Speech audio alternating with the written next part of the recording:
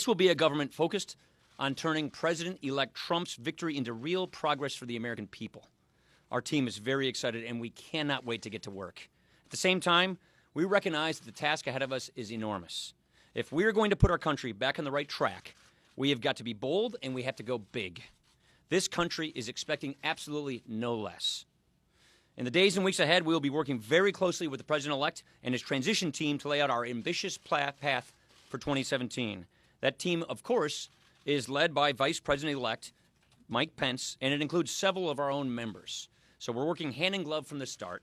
We want to make sure that we hit the ground running in January so that we can deliver on the new president's agenda. A better way, better days lie ahead for our country. A lot of new faces here. What a difference 1 week makes.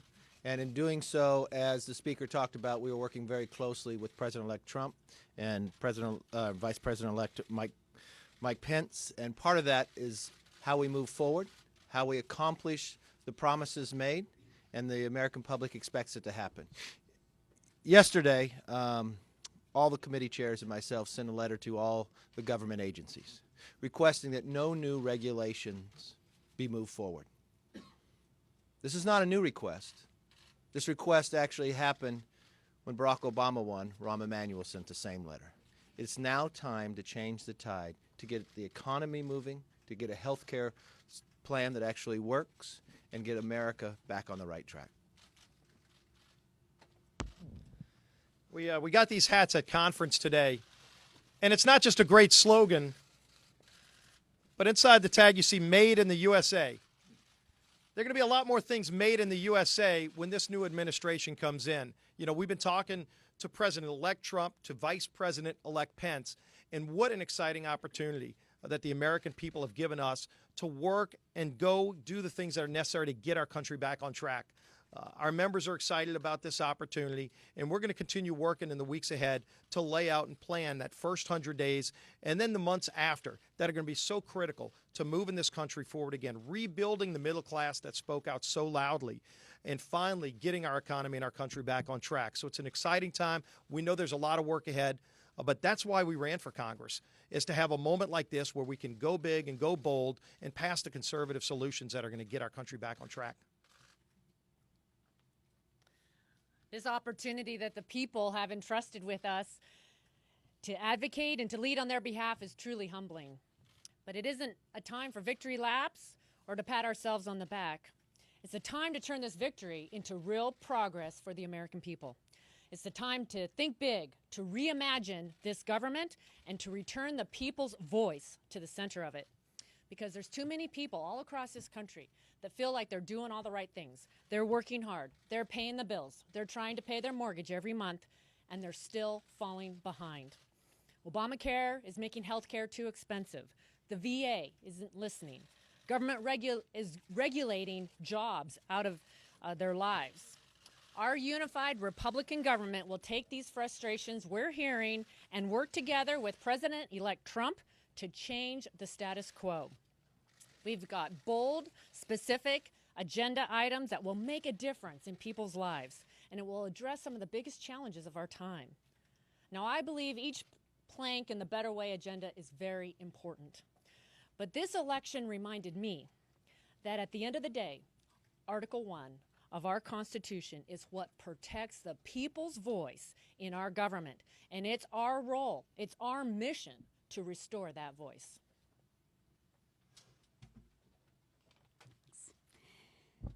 The American people have sent Republicans back to Washington with a mandate for change.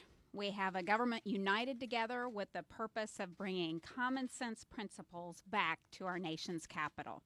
Since the beginning of this year, we've traveled across the country, getting your feedback on our Better Way agenda. This set of legislative priorities is tailored to the problems facing our country that focus on empowering hardworking Americans to achieve success.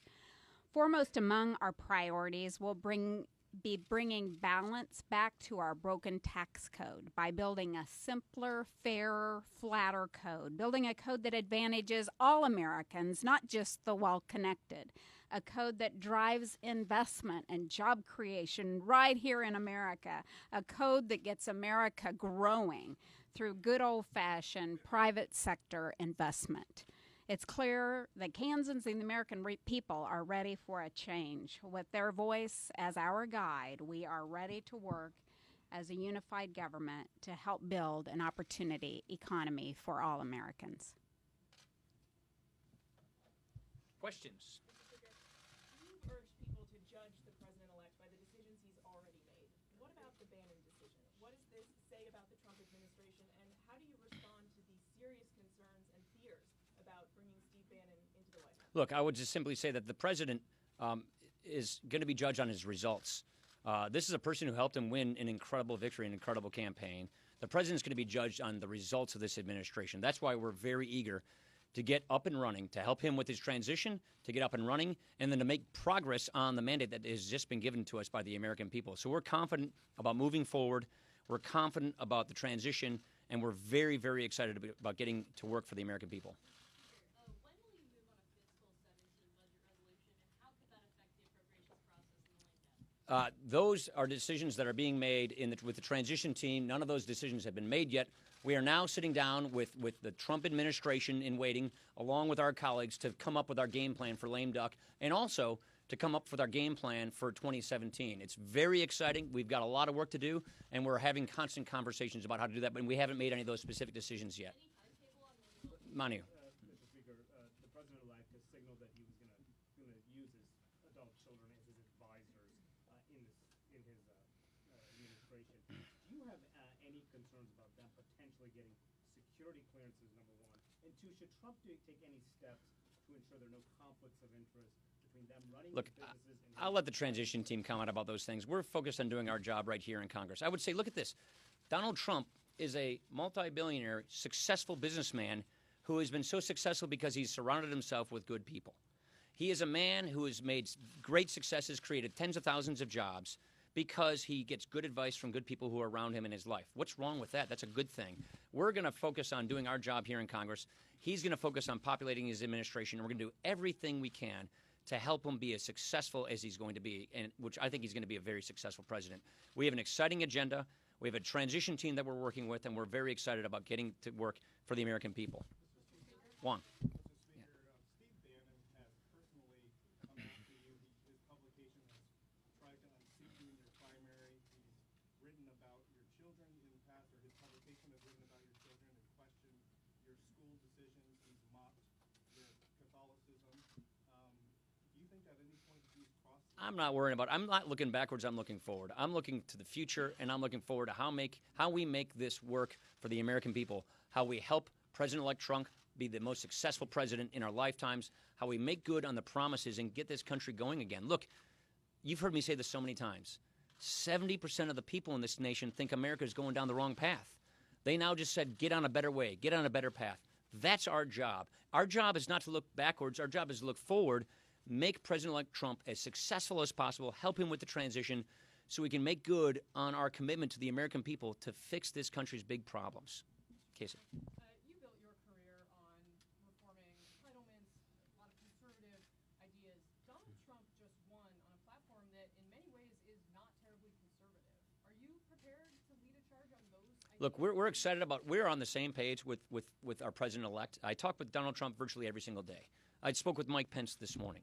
We are on the same page. We're working hand in glove, and we're going to make sure that this is a very successful administration. But more importantly, we're going to make sure that the voices we heard from this election for the American people are acted upon, that we actually fix these country's problems. You take a look at, to get to your specific point, if you take a look at what Obamacare did to our entitlement programs, it made them worse. We're going to fix that. We're going to help fix these problems that are plaguing this country, whether it's skyrocketing healthcare costs, lack of jobs, regulatory red tape that's strangling jobs and businesses, fixing our national security, securing our border. These are all things that we are excited about, rolling up our sleeves and getting to work with our incoming president to make good on his promises.